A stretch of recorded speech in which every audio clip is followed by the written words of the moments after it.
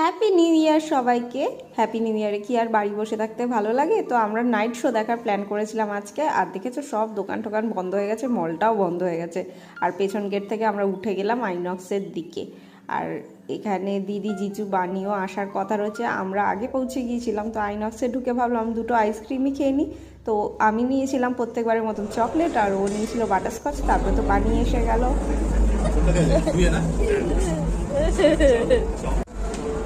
সব কিছুর মাঝে তো বলাই হয়নি, ডাঙ্কি মুভিটা দেখতে গিয়েছিলাম আজকে আমরা।